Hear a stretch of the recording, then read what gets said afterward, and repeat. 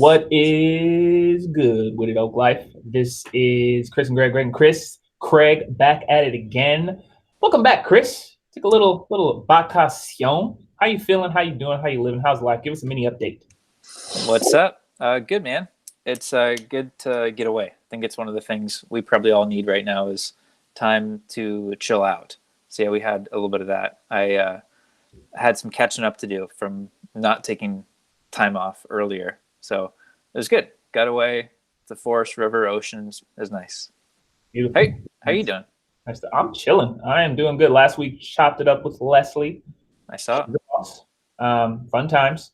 And as far as right now, just back in school, which, by the way, Oak Life, you are why I go to school. So all of the support that I got from you all, it's carrying me through these classes and these lessons and the endless pages of reading that I have to skim through. But yes, I appreciate you, and you're all going to school with me. So thank you for that. Yeah, but that's been it. Watching Willow grow, watching piles of homework be typed. That's life. Chilling. That's what's up. Yeah, indubitably. So today we are going to chat, just kind of review last week's speaker. If you were not able to watch, you can always go to YouTube, check us out, and see the service. We had special guest, Erna Kim Hackett, very powerful individual, brought a lot of interesting perspectives around justice, our social responsibility to that call. How does that look as individuals of faith? It was good stuff. A couple of the points that she covered was how artists play a point into getting us towards justice, how justice is not something that we work back toward. There actually isn't a history of justice. It's something that we move forward to. In order to do that, we need to have an imaginative perspective on what justice could look like. And that perspective has to be collective. It's not an individual person or individual group, but it's a holistic approach towards getting to that aspect of justice. And the end point was, start where you are. Wherever you can implement whatever people group you're around, whatever you can do, start. Don't wait, start now. So super dope, totally watch it. I didn't do it justice, see what I did there? But yeah, dude, the dad jokes are real, man. I can't help it. But what were your thoughts on the message? Yeah, I'm really grateful for Erna and her work, not just like sharing at Oak Life, but like all the work she's doing around. Like I think actually on Sunday she had pre-recorded that message for us, but was speaking live at another church, and then Monday was doing like a class for somebody else. I'm a huge fan, and I really appreciate people who are smart and passionate and can invite us into growing and all that stuff. And the format of a sermon or teaching or conversation is like cool. I'm glad she did an awesome job. So if you haven't watched it, go to our YouTube page, which you are probably already at if you're watching this, and watch the video. Before, when we reflect on it, let's reflect on sermons really quick. What makes a good sermon, and what's the role of a sermon? This was not planned. I'm just throwing this out there. Mr. Seminarian. Make me feel good, right? Yeah, give you warm fuzzies. It's a good message. It's supposed to, make me feel good about being a Christian, right? That's it, right? You tell me. I mean, I'm just starting seminary school. You're the graduate, man. What I will say, an individual gave me a little bit of insight and said that a sermon should do one of three things. Really, really good sermons can do all three, but we'll kind of focus on one. They should educate, they should inspire, and they should call us to action.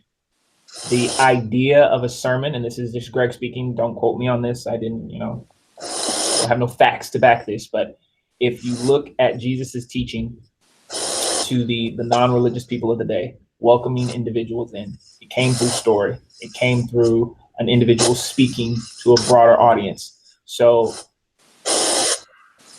that is reflective of what happens on a Sunday morning, where an individual will speak through story, through experience, through study, because Jesus was definitely not without study, and share to a group, doing an education, doing some inspiring, and doing some calling to action. So that's my answer as far as what is a sermon.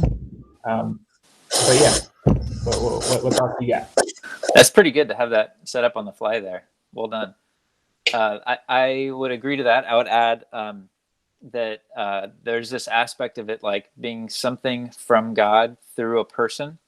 Like God speaks through people, and it's our job to listen. And I like that because it means it's about what God's saying, not about what the person's saying necessarily, and what really the Holy Spirit's saying to you or to a community. And again, I appreciate that because I think God can speak through anybody. And I think that taking that role of standing up in front of people or online should be done with like care and reverence, like not haphazardly, but at the same time, I really do think anybody can do that. And so I just, one of the things that I always think about is like when I'm listening, instead of critiquing or analyzing, which there's a place for that to think and stuff, but I think the primary thing is maybe to listen for what God might be saying. And so I'm just really grateful when people put in the time and work to be a vessel. I know these are all Christianese words, but be a vessel for what God might be saying through them. That's why I liked Erna's talk so much, because it was invitational. It was talking about incredibly heavy things like the work of justice and white supremacy and like injustice in general, but drawing us wherever we're at into the next step for us, for each of us. And I really appreciated her humility, sharing times where she's messed it up. I liked the idea that it's ego demolishing work, that the work of justice is ego demolishing, because that puts it on us. And if we're doing the work of justice and it's building up our ego or our brand, that's like the opposite of what she was saying it is. I just appreciated that, because I do think especially the social media world and the justice conversations, there's a lot of people like, they're not demolishing their ego. Like they're leveraging it in a sense. They're getting a platform. Not that that's always bad. We need people who have good platforms, or who are good, who have platforms. But I just really appreciated it. Yeah. What did you like? What was speaking to you? Anything stand out from the message? Definitely. The two things, obviously, that framework, ego demolishing,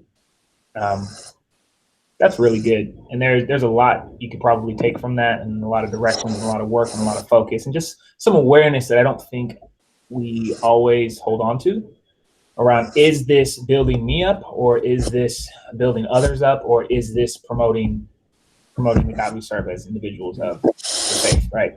So that idea of ego demolishing is really good. It's really good. One thing that stuck out to me a lot was the idea of artists being the ones who get us there. In a previous encounter, there was a poet who said that art is often used in the church as a kind of a garnish. Like, hey, come look at this artist, be amazed, and now listen to my message. Whereas art in and of itself is oftentimes the message in its entirety. And I think about and what role they played. I feel like art today is very, very like neck to neck with what prophets brought to the communities and the group of the time. There's so much insight, wisdom, pointing to the future, and if we don't heed the word, we will fall victim to what is to come. So yeah, that was really big. I've been sitting on that for a while, actually. That's good. What's a piece of art, song, poem, painting, film, book, etc., that was prophetic for you, that like moved you forward in your own growth? All right, let's see if you can think of the movie that I'm thinking of. The movie Enter the Dragon? All right, for those who don't know, I'm a big Bruce Lee nerd. But no, it's not really prophetic. The first one that comes to my mind is The Matrix, hands down, The Matrix. Recently, and I think I spoke about this on another podcast, it's the show, Nickelodeon, kids show, Avatar, Last Airbender. Oh my gosh, how it points something that was out in 1990 something, right? How it points to some of the issues we're still facing today, the issues that we were facing in the 60s and the 70s and the 40s, and the problem has not gone away. It has just shifted. And X-Men was based on the civil rights movement. And it's like all of these artistic endeavors reflect our humanity back to us and say, hey, this is what's going to happen if we keep this up. Terminator, iRobot, the list goes on. So those are some things that kind of stick out to me. What about you? I love that you bring up those movies and stuff because I think sometimes we just like give film a pass, like, oh, it's just like entertainment. It's just something to like occupy time. But like the stories underneath it, the meaning behind it, like the symbolism, it has a way of creeping into our consciousness more than like reading a sentence. Like Empire can be bad or Empire is bad, but like seeing it played out in Star Wars and like seeing the power dynamics and good versus evil, and like it gets there. And like you talked about Jesus teaching in stories, it's the same thing. He is an artistic storyteller, painting pictures with words that like last through the millennia. So I appreciate those. And for me, a lot of movies. I don't know. I should have been thinking about an answer, knowing you'd probably flip it back on me. Ping pong. I just watched a movie called. It was a Terrence Malick movie called. I'm drawing a blank. Dang it! I'm gonna look this up because we're on computers and I can do that. But a lot of his movies are really visual and beautiful. And there's one movie he made that is basically is A Tree of Life is the movie that I'm delaying the other movie with. But Tree of Life is a movie about all of existence. That was the goal he set out to achieve, and he, in a way, kind of did it. It's just a beautiful film. But the movie I'm thinking of is A Hidden Life. Just watched it, and I liked it because it fit this moment for me. It just allowed me to feel stuff and made me think about deeper values and what I want to do in this moment in the pandemic, because it was about this couple, this family in World War II in the German mountains who lived pretty simple kind of Eden sort of life. Like everything was chill and good. And then the war hits and all the men are drafted to go fight for the Nazis. And this guy said, I object. He's like a conscientious objector in Germany, which put him in jail. And eventually he was, I don't want to give away the ending of the movie, but bad stuff happened. And there was all these themes of like before the war, like life was good before this. And now we're in this. And do we stick true to our values in the midst of chaos, or do we concede to the forces that are pulling us into the chaos so that we can have some momentary comfort? Like, namely, do I just go to war just to get this off my back, but it goes against my convictions? So those themes made me think, and they're prophetic. And you think about justice issues and war and all that stuff too. It's good. That's good, man. You brought something up. You said that like a lot of times we kind of just give film a pass. And there's an author, did not read the book. So any like fact checkers out there, an author by the name of Marshall McLuhan, I believe, has a book called The Medium is the Message, but it's spelled massage, and it's kind of a play on words. It's intentional. It basically talks about how we receive the message in a lot of cases is way more impactful than the message itself. So, for example, if we're being told truth, but we're being told truth in a way that's viewed as entertainment, will we hold on to that truth? You bring up sermons. Our sermons become something that is now viewed as something that could be referred to as a form of entertainment almost, because we're so used to sitting and receiving data, receiving information through TV, through movies, through performances, through concerts. Has sermons just fallen into that? Do we just sit down and receive that? And if so, does that dampen the importance or the impact of that message? I know this is really off topic, but maybe this is the topic. Yeah. Yes, I would say largely American churchgoers are consumer oriented.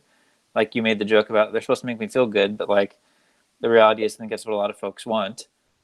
And nothing wrong with feeling good or feeling encouragement. But I think it's encouragement towards something, not just like, here's some warm fuzzies. And so I do think that a lot of sermons have done that. And partly that's the church's fault, but partly that's church attenders' fault, like for not catching that and not listening for the deeper thing, or wanting it to be entertaining versus what do you have? Inspiring, educational, and call to action. Call to action. Yeah. Yeah. I mean, the times I've gotten pushback from sermons, it's usually like something I could have said better, or a data point that like got misinterpreted, or it's like, yeah, but okay, yeah, I messed that line up, or I had the wrong date. But what about like what I was trying to say, like what the broader push? And I do that too. Like it's like if you're a server and then you like had never worked in a restaurant before, and then you start working at a restaurant, and then you go out to eat, like you critique how people serve. You're like, oh, they did it wrong. They should have come on this side or that side or whatever. So I get that.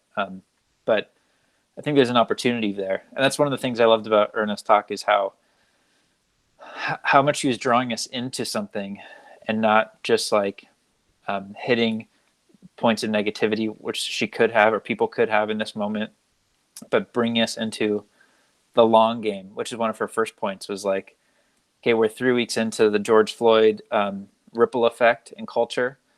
And she was sensing like people already wanted to move on. Like, okay, we've checked the boxes. We did a sermon, we read a book or whatever, but to be in it for the long game, I think does require some joy, and seeing that in art and doing it together. And also having some like, I loved how she ended it with like, everyone has a context, like you were saying, as you were summarizing it, because it's not, we don't have to, each of us doesn't have to change the whole world alone, but where we're at is what we're called to. Like, so whatever our context is, that's where we start, and we do it there, whether it's raising awesome kids, or being a student, or advocating for issues at work, or whatever the thing is. So it's both like, there's a big vision, but also like practically doable. Yeah. Sorry, that was a little bit of a rant there. I don't remember where I started. Sermons. That's good. That's good. It all ties in. Many hands make light work. When we all do our part, wherever we are, it makes a tremendously big impact in ways that we may not see immediately. I'm trying to think through, all right, if there's something wrong with, just for sake of argument, right, something wrong with sermons today, and it's partly the church and it's partly the congregants. Is it bigger? Is the bigger, partly just the system that we have here in these scenarios that we live in, and how do we combat that? What do we do? How do we change things where we are? Taking Erna's words, taking Erna's call to action, and how do we do that where we are as people of faith, as a church, as Oak Life, right? So those are kind of some of the thoughts that I'm thinking through, and not necessarily saying we have to solve or answer those questions right now, but definitely something that's on the brain. Yeah, I agree. I think that like I'm grateful to be a part of a community that has tried to reimagine the sermon, both holding it with reverence but also loosely. It's like, because I think, especially in Protestant churches, the sermon is the thing. You come to hear this TED talk that's about God. And I want to put the focus back on the body of Christ as a thing. We're a community.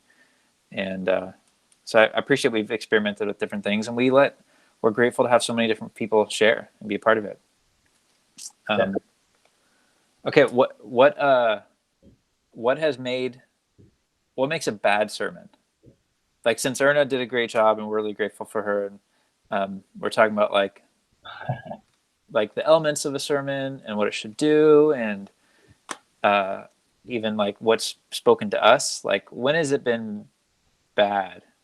Or when have you seen it bad? Or what would you think makes like a sermon? What makes it bad? Uh-huh. Ego makes it bad. The one thing Ego. that I didn't say in my response to what makes a good sermon, you said, so thank you for that, make a good team, is that connection with God to speak a message from God to the congregation, to the people. How do we um, stay connected and stay rooted to God? So when a sermon isn't from that, when the sermon is from the agenda of the person, then it's manipulative, whether it's consciously or unconsciously, and it leads to this history that we're fully aware of at this time, some more than others, of faith being weaponized, religion being weaponized, because it comes from the ego and the desires of the person leading, which can start off small. But to answer your question, what makes a bad sermon? In my opinion, it would be when it comes from ego. Even if it sounds good, even if it feels good, even if you don't realize it at the time. Fast food tastes good in the moment, right? An ego-driven sermon can seem like it checks all the boxes in the moment, but if we're going to use the terms good and bad, which I have feelings about, but Sure. yeah. Another home run, Greg. I was thinking like they go too long, or like their structure is bad. You took it deep, and I think that's the reality, and that's both on the, I would say, the congregant side, like the listener side, or the one listening, and the one speaking. Like the idea is that somehow you step out of the way and let God do what God does. It's not about, hey, look at me, but hey, here's God, and let's see that together. Yeah, and to the point that you were, aiming for, like logistically, what makes a bad sermon? That's so subjective because it depends on where the congregants are, what's the background, what's the culture, what's the what's the lifestyle. Do they have 3 hours? Do we got a 15-minute message? You have to be in and out, chop chop. Like there's so many things at play to determine what's good or bad. That's why I just chose an answer that's all encompassing. It's good. Yeah, it's good.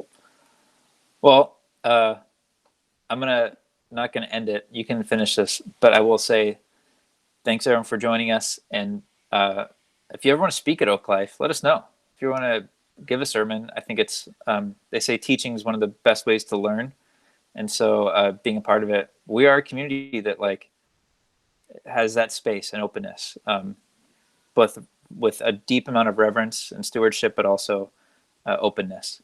And so thanks, Erna, for leading us, and may we continue the work of justice. And today's video cast, Roots and Branches episode, was brought to you by Erna Kim Hackett. Heck yeah. Hey, how can people? I'll make sure to drop some links, but if they're listening, how can people find Erna Kim Hackett? Her website is Liberated Together. If you just Google Liberated Together, let me see if that pops up. It should pop up. LiberatedTogether.com. And that's where a lot of her work and contact is. She's also executive pastor at the Way in Berkeley, a church we're very fond of and grateful for. So definitely. Well, that's it and that's all. We're going to wrap it up. Just a reminder, these conversations that Craig is having is in hope to kind of wrestle with some of the things that we are wrestling with and talking through as a community. So if you have ideas, if you have things you want to kind of hear us wrestle with that may not fit in a Sunday morning space or sermon service space, let us know. You can email Chris at oaklifechurch.com, email Greg at greg@oaklifechurch.com, or leave comments in this forum here. You were going to say something, Chris? I was going to add your email. I was like, why are you Greg@oaklifechurch.com? But you filled it. If you want to complain about us, you can reach out to leadership at oaklifechurch.com so that our superiors can, give the piece of your mind. Anyway, that was a joke. Hopefully it landed. Nope. Last words, bro? Nope, I'm going to leave it with the awkward tension. Also, it looks like you got to go to the bathroom. So No, I'm sitting on a bouncy ball. Oh. One of those ergonomic balls to help my posture. So yeah, a little insight. It looks kind of like this, but way bigger. All right, Oak Life, we love you. Peace out. Bye, everybody.